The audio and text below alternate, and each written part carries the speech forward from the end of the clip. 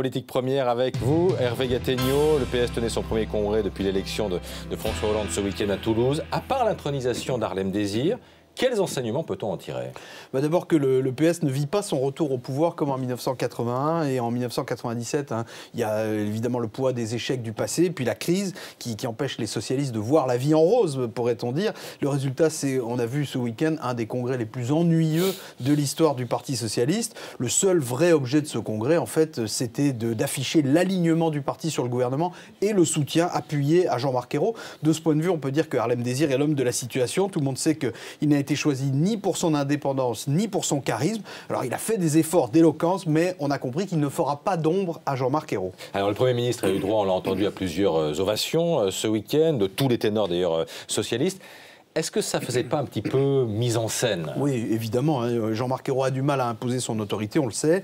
Il est affaibli par les couacs répétés de son gouvernement. Il est vexé aussi par certains commentaires acides sur sa façon de gouverner. Certains commentaires dont certains partent d'ailleurs de l'Élysée, ce qui est un peu injuste, car Matignon n'a pas le monopole de l'inexpérience. Alors à Toulouse, c'est vrai que tout le monde a couvert Jean-Marc Ayrault de fleurs et ça donnait l'impression d'en faire un peu trop. Ça lui a peut-être donné du tonus, mais enfin c'était quand même beaucoup. Normalement, c'est le chef qui est censé galvaniser la troupe. Là, on avait l'impression que c'était la troupe qui devait galvaniser le chef. Alors, Hervé, il y a une expression que l'on a remarquée dans le discours de Jean-Marc Ayrault, c'est le nouveau modèle français.